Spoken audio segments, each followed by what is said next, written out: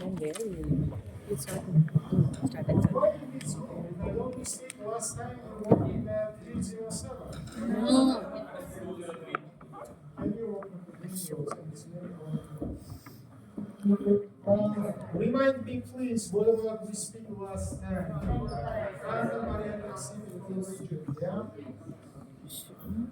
Yeah? Write the name of next your lecture. It is the topography of the face. No, technical will study in front of us. This is much more important for us from practical point of view. I'm sorry, I don't have the time to still wear my white coat that said I come without it. We have a meeting just now. So. Hey, last persons, everybody, come to the first row. Hurry up. That is not the relaxational place for you. There are a lot of places in front of me. Come sit down here. All the last row, come sit down in the first row. Hurry up. And next time, if I will see any free place in front of me, I will just remove outside the last row of people.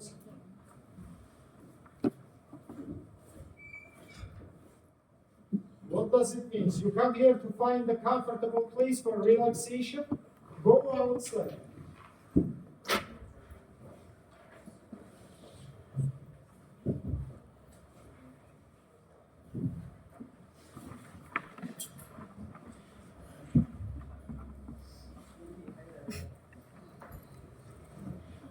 No any noise. How many groups are you? Why so many absent? I see that a lot of the students in your groups, minimum, I have 24%. Minimum. I don't think that here I have 40 students. We have 18 meetings. Approximately 30, 35. Don't forget, guys, that just due to your attendance, you can have a lot of the problems. A lot. Please, as usually, I ask you, don't write. Maximally listen. Everything is given in your slides. Just listen. Don't waste your time, please. And let's start. Write the name of topic, topography of the face.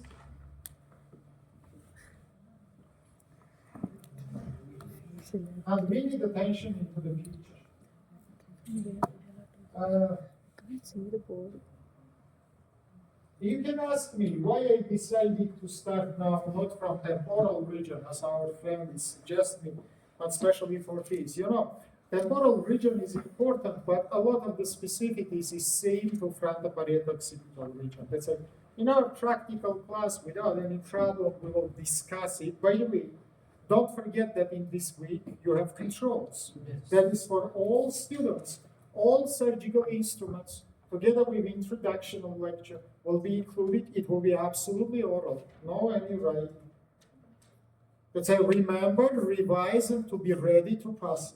Now about today's material. You can see here the division of our face region. As you remember, in my first lecture, I told you that face we divide it into the medial and lateral face. In its turn, the lateral face we divide it into superficial and into deep compartments. You know what the problem, guys?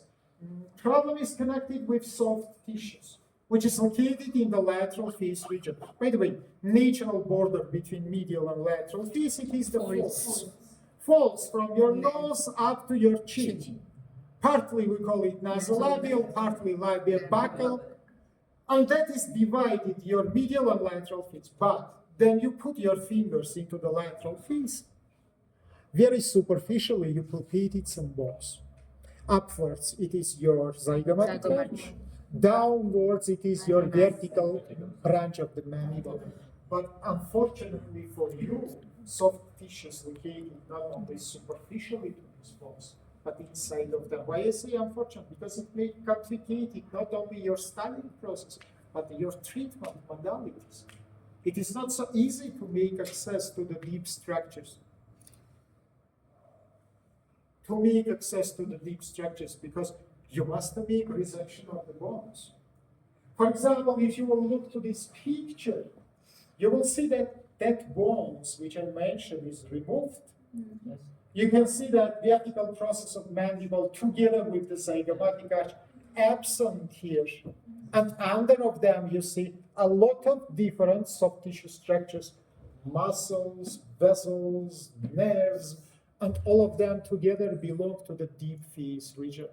So remember, please, today we will start to study the lateral face. And primarily, my lecture will be about superficial compartment of the lateral face. But remember, please, that in the lateral face, we have a deep compartment. As usually, we start from the borders of the lateral face. Don't try, just look to me. How we border it? Now look to me. From upwards, it is the upper margin of your zygomatic arch. You remember, it is border your face from your temporal region, yeah? From downwards, it is inferior margin of the mandible up to the angle of your mandible. From backside, posteriorly, it is the posterior margin of the vertical process of your mandible. Go through your possible. And from in front, it is the natural folds, which I described you before. You can see this quadrangular, hurry up, please, I don't have to. You can see this quadrangular shape region. Once again, upward zygomatic arch, downwards inferior margin of mandible, in front natural fold, behind posterior margin of the vertical process. This posterior margin of vertical process make your life little hard. I will tell you why. Because then you make the border from backside, as I say, by posterior margin of the vertical process. Immediately behind of it, this depression, which is called fossa retromandibularis, included into the neck region. How it's happened? Simply, if you will give me 2 pens, I will show now these borders. Now, stylus I put in the level of the posterior margin of the vertical process. My pen I put in the level of anterior margin of my mastoid process. So you can see that this depression located behind of the borders of head region, it means it's located in the neck. From anatomical point of the view, it's correct. But from surgical point of the view, it's not so correct. You know why? Because all structures which is located in fossa retromandibularis, it is in responsibility of the facial surgery. Parotid gland, facial nerve, external carotid artery, any other structures we can do. That's why, from practical point of the view, there are second type of the borders, which we call now not real anatomical borders, but surgical borders. How we provided surgical borders? Instead to go by the posterior margin of the vertical process, I provided imaginary line, which is connected angle of your mandible with tip of your mastoid. All another borders will be same, superior nuchal line, protuberance external. What is happened when you make this surgical bordering? Depression, which is located behind of your mandible, fossa retromandibularis. It is included automatically. You can go drink the water if you need. Automatically, it is included not inside of the neck region, but inside of the head region from the surgical purpose. Is it understandable for you? Remember forever, guys, if you make anatomical borders, fossa retromandibularis become to part of the neck. If you draw surgical borders, it is go to the head region. Is it understandable for you? Very well. We make first division. We just describe borders between medial and lateral face regions. Yeah? As I tell you before now, this lateral face, I should divide it into superficial and into deep compartment. Remember, please, 3 structures will make this division. Structure number 1, zygomatic arch. Structure number 2, it is the vertical process of mandible. Structure number 3, your masseter muscle. All these structures make division into superficial and into deep. Behind of these structures, we have deep face. In front of these structures, we have superficial face. I think it's not so hard to understand. Finally, we come to last division. Superficial face, I should divide, as in this picture, into two compartments. By light, this brown color, you can see buccal part. By dark brown color, you can see parotideomasseteric part. So remember, please, superficial lateral face, split it into regio-buccalis and regio-parotideomasseteric. What the border between them? Now, last border in today's life, anterior margin of your masseter. It passes from up to down and from in front to behind. As I show now by my pen, from up to down, from in front to behind. And it is split it again, the region, the superficial region, into anteriorly located buccal part and posteriorly located parotideomasseteric. That is all divisions which you must know. Now write the name of the topic, just the name of the topic. It is the buccal region, and listen again. Regio-buccalis in the Latin we say, or buccal region, or you can say cheek region, that will be the same. Approximately, it is quadrangular shaped region, which is located between natural fold and anterior margin of your masseter muscles. From upwards, it is zygomatic. From downwards, it is inferior margin. Brilliant. Layers. Now, we finished to speak about borders. Now we speak about layers. Skin. I can say, guys, that this is maybe most elastic and most movable skin of the human body. If you will, come on, you don't need to ask my permission, dear. If you go out, you must come inside. So don't ask my permission, but do it a little bit faster, please. How we can prove it? Of course, as usually, we can make skin fold. We can see that this is very easy.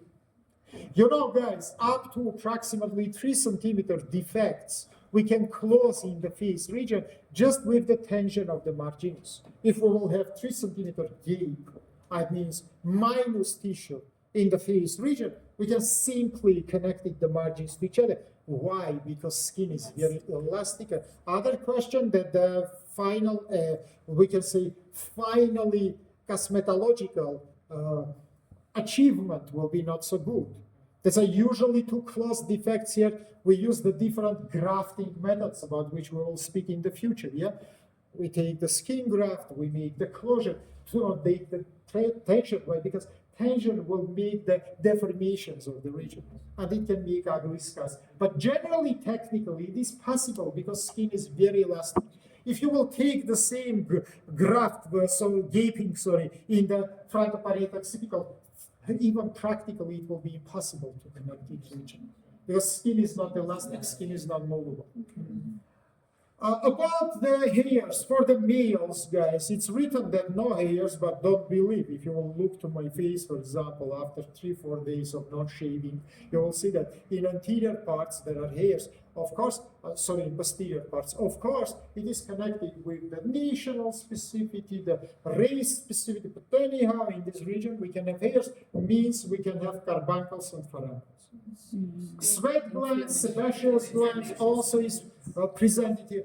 And very important to mention direction of elastic fibers or Langer fibers. Remember, please, they pass parallelly to natural skin fold, which we described before. That's it is passed from up to down and from anterior to the posterior. This is the most preferable direction of incisions in this region. Why? Because you will damage not so much elastic fibers. That's why a scar after will be not so rude and not so big. We usually try to make incision along the natural folds to save, protect the elastic fibers in the region. Do you have any problems with the skin in this region? I also think no. Let's come to the layer number 2, subcutaneous fat. Look, today many times I will use the most term, most developed, the most elastic. I won't say that fatty tissue really is one of the most developed subcutaneous fatty tissues of the human body. Greatly developed fat we have especially in the childhood. I must mention that in the childhood, this fat is greatly developed. Why the children have the beautiful cheeks? Because fatty tissue is great. And little after, you will see that it has great physiological meaning. I want to remind you from anatomy that inside of the fat, as you can see in this picture, for example, we have the special encapsulating part. You know what this means? I imagine that whole my room, it is fatty tissue. It's filled by the fat. But in mid-side, there are fat inside of the sac. This sac located fat we call massa adiposa buccalis, or buccal adipose mass. By the author, we call it Bichat adipose, French surgeon, Bichat adipose mass. What does it mean? Just fat, which is encapsulated by superficial tissue. There's a superficial tissue enclose part of the fat and make the capsule. You can ask me what is the importance of it. This fat, guys, because it is encapsulated, it is very hardly eliminated. Vascularization is not so good, even if you will make hard trainings. Firstly, all another your fats will be disappear, and only finally that one. You know why? Because especially for the childhood, guys, it made very important function. It made thicker the walls of the oral cavity and make possible to form negative pressure for sucking of the milk. Because if the wall will be thick, during sucking we will have something like this. The walls will be touched to each other. Formation of the negative pressure will be impossible. The feeding of the child will be generally impossible. Say to prevent such kind of the problems, even in the position of not enough nutrition of the child, this fat will not be so quickly eliminated because, again, I say it is encapsulated fat. Of course, this fat should have good fixation along with other fats, and for that purpose, it has three processes. Processes which is from buccal region pass to the neighboring regions and make fixation of it in its place. There are three processes, as you remember: processus temporalis, processus orbitalis, and processus pterygopalatina. Each one go to the final place which is in name of it. Processus temporalis, pass behind of your zygomatic arch, come to the fossa temporalis. Do you know what is the fossa temporalis? This is loose connective tissue of the temporal region. Now, if it is not hard, put please your fingers immediately above your zygomatic arch and palpate it here, depression. Depression. Do you palpate it here? This depression. This depression we call fossa temporalis. Can you tell me why here we have not protrusion, but depression? Because generally our skull is protrused. It's not depressed. But why here we have depression? Because scavama, guys, it is depressed bone structures. Scavama os temporalis, it makes depression. And now imagine that my hand, it is the scavama, my another hand, it is the proper fascia. From upwards, it is fused with superior temporal line. From downwards, as you remember, it is come to the zygomatic arch, split it into two layers, and there's a what is happened. He is now scavama.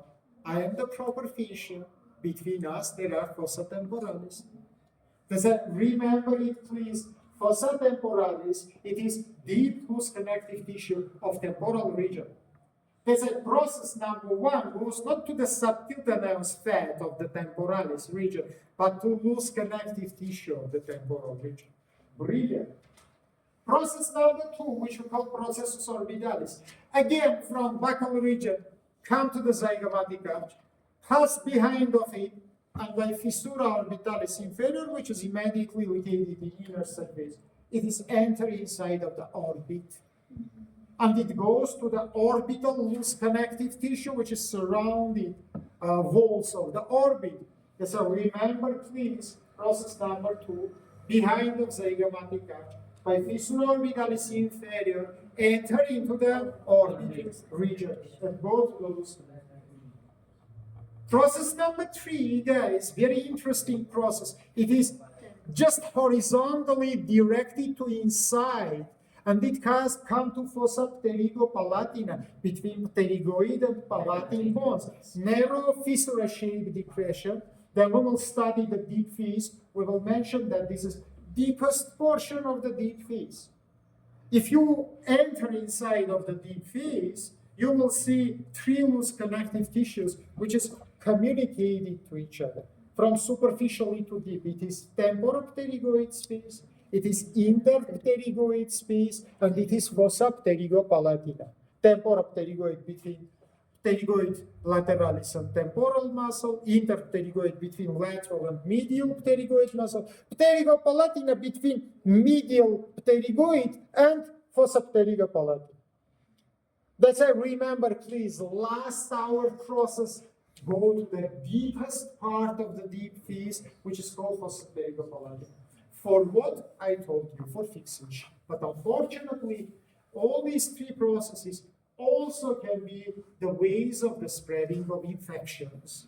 Yeah, guys, if in subcutaneous fatty tissue of buccal region will be any inflammation, and if it will be treated not properly, especially, you know what is the student treatment of these kind of the processes? With dirty nails, try to press something in the face and push partly to inside.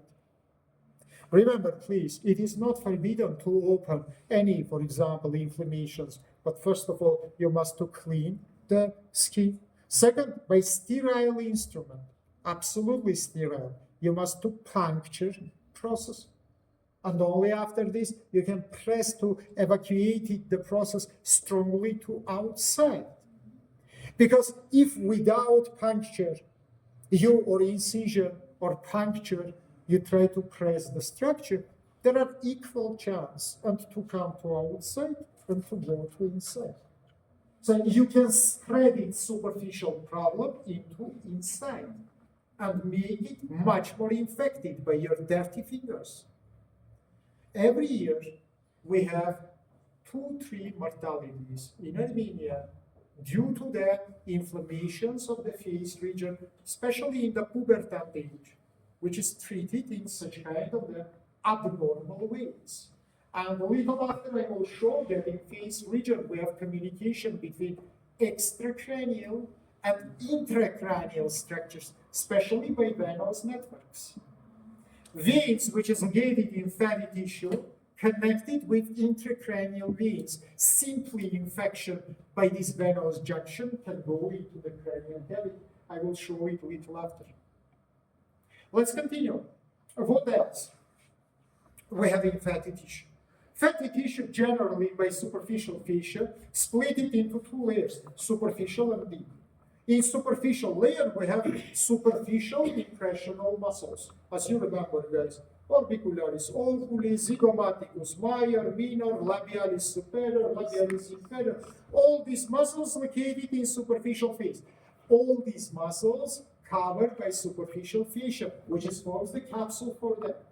All these muscles have the junction placed primary into the skin. They doesn't fuse with the bones. In the deep layer of the fatty tissue, under the superficial fascia, we have number 1, neurovascular bundles, number 2, deep impressional muscle, which is called musculus buccinator. What is the difference? Buccinator fuse not only to the skin, but to the bones. From upwards it is zygomatic arch, and from downwards it is serpentiform. And it forms the lateral wall of your mouth. And it's covered not by superficial fascia, but by proper fascia from outside, which is called fascia buccopharyngea. Why buccopharyngea? Because after covering of buccinator muscle, it is spread to the backside and it is covered the pharynx. That's why remember, please, layer number 4 of our region, it is the proper fascia. That's why skin, fat, superficial fascia, proper fascia.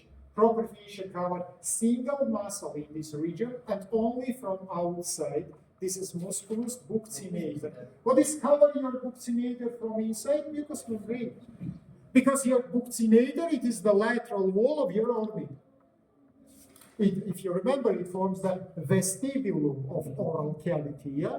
between your gums, between your tooth, and between your cheek. We have the vestibulum of the oral cavity and the mucous membrane, which is covered inner wall of your maxillary muscle, form the wall for this vestibulum oris. Very well. About this muscle, I must remind you some information also. Now, don't forget that this muscle is penetrated by duct of your parotid gland, which is come to the subcutaneous fatty tissue. By the way, duct of your parotid gland strongly located below zygomatic arch, parallelly to it, approximately 1 finger below it. Once again, approximately 1 finger below and parallelly to the zygomatic arch from your fossa retromandibularis by anterior surface of your masseter muscle into the buccal region. In fatty tissue of the buccal region, we have this duct. From fatty tissue of the duct, it is perforated superficial fascia, it is perforated proper fascia, it is perforated buccinator muscle, and it is open in the vestibulum of the oral cavity in the level of the upper first and second molars. Remember, please, very important topographical, we can say, landmark for you. That is the place of the opening of your duct of the parotid. You can make here some surgeries, for example, to remove the stones from the orifice of it or from the duct. You can make ductectomies. So remember, please, about it. That is very important. Now we come to the most important, serious question. It is neurovascular tendons, which we have inside of the deep layer of the subcutaneous fatty tissue. Many attention into this picture. You can see masseter muscle. In front of the masseter muscle, you can see the buccal region. Skin is removed, and immediately in front of you, you can see the fatty tissue. Just the yellow fat is eliminated to show for you the vessels and nerves which is located in this region. Now, many attention to. Let's start from the arterial system. Main artery, which is supply all these regions, and not only this one. Then it is come to the upwards, come up to the angle of the orbit, medial angle of the orbit. This is the arteria facialis. Arteria facialis is greatly visible in this picture. Tortuous vessel, which is come from down to upwards, from backside to in front. I want to remind you that it is originated in your neck, inside of so-called carotid triangle of the neck. Inside of this carotid triangle, your common carotid artery, you study it from anatomy, let's refresh. Split it into two terminal branches. Anterior one and little bit more medially, we have external carotid artery. Posteriorly and little laterally near the bifurcation, we have internal carotid artery. By the way, bifurcation projected by upper margin of your thyroid cartilage or superior horns of the hyoid bone. From that level, it gives several branches. By the way, partly these branches we study together. Don't forget about posterior auricular one. Don't forget about occipital one. Now we will speak about the facial one. Then we will speak about sternocleidomastoid one, about superior laryngeal one, about the arteries lingualis, which is goes to the thymus. There's a lot of the arteries, 7 arteries is originated in this region, for which we will study together in the neck. But one from these arteries immediately pass from downwards to upwards and from backside to in front. How it is come to your face? Now look to me. From carotid triangle, subcutaneous fatty tissue, it is come to the submandibular triangle, which is behind of your mandible. Can you put your fingers in your submandibular triangle and palpate it here, please, the ball-shaped structures, which is greatly palpatable under the skin? You see this ball. Do you know what is it? Do you know what is it? Which tonsils? Well, wait. Glands. Which glands? Of course, your tonsil, guys, you have the Pyragos lymphatic ring. And these Pyragos lymphatic rings cannot be anyhow palpated from outside. You know why? because adenoids located in nasopharynx, pharyngeal tonsils located in the posterior wall of the pharynx, and finally lingual tonsil located in the root of the heart. They said, how from here you can palpate it? That is impossible. You can make examination it from the oral cavity. That is another question. Of course, you palpated something which is resemble to your question, but you palpated not the gland by itself, but you palpated the lymphatic nodes, which is located in the capsule of this gland. As you remember from anatomy, inside of submandibular salivary gland capsule, there are three groups of the lymphatic nodes: superior, inferior, and posterior, and all of them drain all your face together with your oral cavity. Now tell me, please, from that point of the view, why it is possible to palpate these round ball-shaped structures? Question for everybody. Do you remember, guys, normal palpational qualities of the lymphatics? They doesn't palpate. Normally, we cannot palpate it on salivary glands also. They said, what you are palpating just minutes before?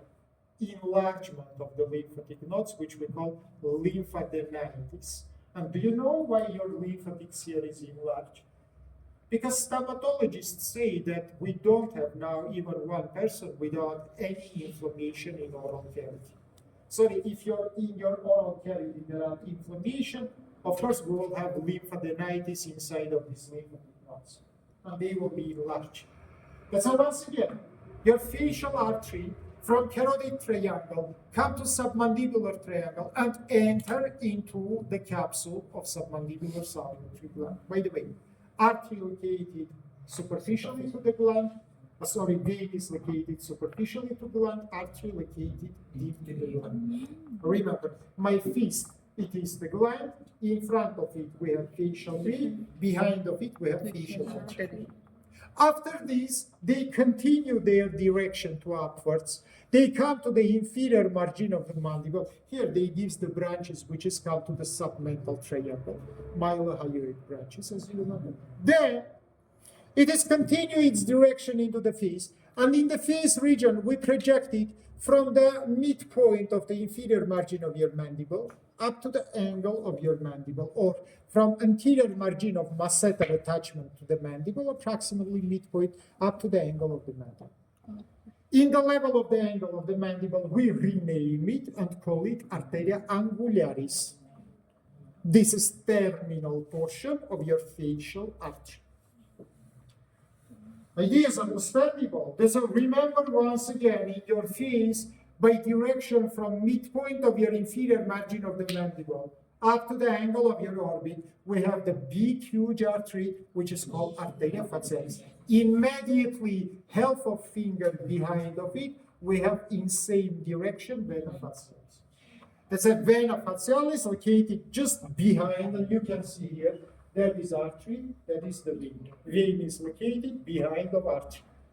What is happening with vena facialis? Vein is originated in the level of the angle of your orbit. I want to remind you that it's originated by junction of, what are you doing? By junction of supraorbital and supratrochlear veins. They join to each other and they forms the vena angularis. Vena angularis descended to down. It is come approximately to the level of the angle of your mandible. And here, everything which I teach you in the last lesson, yeah? Retramandibularis divided into two branches. Anterior branch of retramandibularis connected with facialis. Together they forms the common facial vein, which is drained into the internal jugular vein. This is all information about this venous system. One important point. Write the small topic. Extra and intracranial venous anastomosis in the region of the face. Extra and intracranial. Hey, what are you doing here? Now you will take your backs and will leave the room. Then I say write, you will write it, not look to my face. No, such a strange person. Here is your exercise book. Where is your exercise book, I ask you? Why you come to my lecture without exercise book? Next time I will remove you from my class. If I say that generally we didn't write, it doesn't mean that we completely did. Say, write please, extra and intracranial anastomosis. Number one. First anastomosis form, why are you writing? Because it's not written in such a way. First anastomosis located in the medial angle of the orbit. And it is originated, don't speak with me. It is originated between vena angularis, which is the first part of the facial media, and vena nasa frontalis. Nasa frontalis. I will now remove you from my class and will not give you any chance to come back. You know why? Because this equipment is not for writing. For the writing, or you will have some big planchettes, or you must have exercise book. And not try now by your fingers to make the notes in your iPhone or some another cell phone. Can you read? Once again, first anastomosis located in the level of the medial angle of the orbit. I repeat it for you while you look to your friend. Located in medial angle of the orbit, and it forms between vena angularis and vena nasa frontalis. Nasa frontalis. Open the brackets and write, please, which is located in the lateral side of the nose, and which is drained into the superior ophthalmic vein.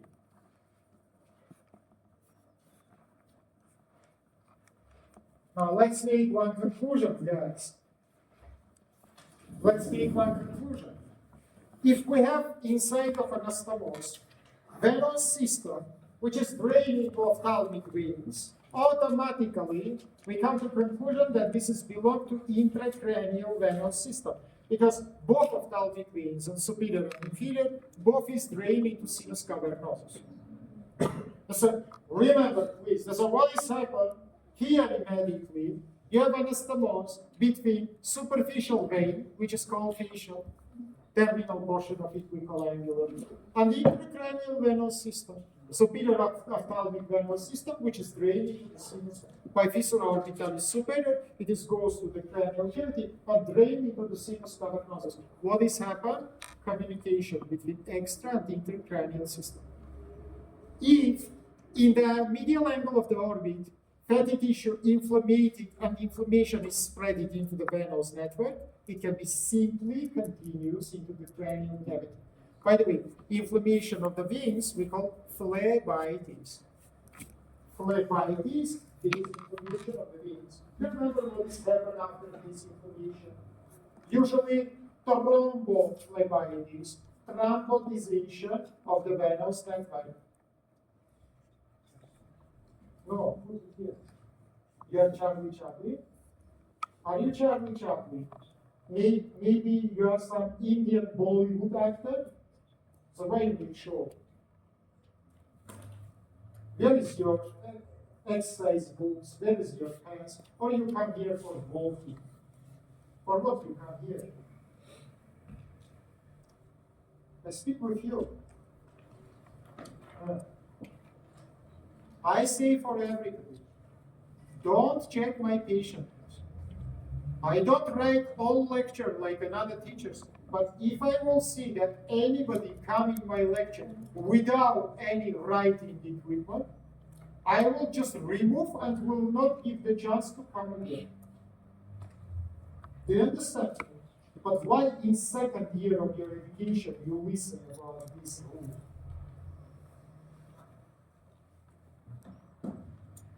Look, what does it mean thrombophlebitis? Then, after inflammation, lumen of the vessel is obstructed. Now, we need attention to it. what will be happen if the lumen of vessel will be obstructed? Now let's imagine, pay attention to me, that this is some V. I'm very sorry it doesn't normally write, but I will try to show for you. For example, here we have obstruction. First of all, wall is inflamed, and due to this inflammation, we have formation of thrombus inside of the vessels. Yeah. What will be happen after this? Blood cannot normally flow by its normal direction. From veins, it is from up to down.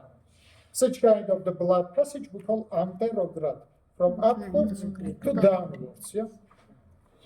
So what will be happening in this case? Pressure above the obstruction will be increased. Yes or no? And blood will try to find some avoiding ways for the circulation, which we call retrograde, means opposite. And these avoiding ways will be exactly anastomosis, which we mentioned before. Listen me attentively. In the normal conditions, this anastomosis is unfunctional. Why they unfunctional? Because no any obstruction and blood is flow from up to down. It doesn't go from one system to another system. But if one from this system will be obstructed, blood will try to find the shunting ways, to shunt it in from one pathway to another. Because no any possibility to go by the normal pathway. Due to the gradient of the pressures, it will go to the possible another pathways, which will be intracranial. Do you understand me? And that is the possible formation of intracranial infections. I told you in my last lesson, if I don't mistake, there are three possible complications we can have. Number one, we call meningitis. Number two, we call encephalitis. Number three, we call thrombus of the sinus. Each from what is meningitis, you know, inflammation of the meninges. Encephalitis, it is inflammation of brain. Thrombus, it is thrombus. I think it's not necessary to be explained. Each from this complication, it is mortal without emergency treatment. So, powers of your body, immunity powers, anything else, absolutely not enough to resolve such kind of situation. Without special emergency treatment, 100% they have mortality. 100, not 80, 90, 90, but 100. Idea is understandable for you. That's why once again, first place of anastomosis located immediately in the medial angle of your organ. Right place. Second place of venous anastomosis located in the level of the upper lip, inside of so-called nasolabial triangle. Nasolabial triangle. Right and look to me. Once again, second place located in the face, inside of so-called nasolabial triangle. Now look to me. You see this triangle? We call it nasolabial. From two sides, it is the same name. Folds from down, it is upper margin of your upper lip. This triangle we call nasolabial triangle. How here we have formation of anastomosis, right? Then I will show. In this region, vena facialis gives the deep branch, which is called deep facial vein. Don't make show, right? Show me what I do, right? Show. Location in nasopinal triangle. Which nasopinal, friend? Am I speak about something? Nasopinal. What does it mean? Nasopinal. Nasolabial triangle. Listen to me, friend. Labium, it is lip. Nose, it is nose. Nasolabial. That's a nasolabial triangle. How this anastomosis form? Inside of this triangle, vena facialis gives the deep branch.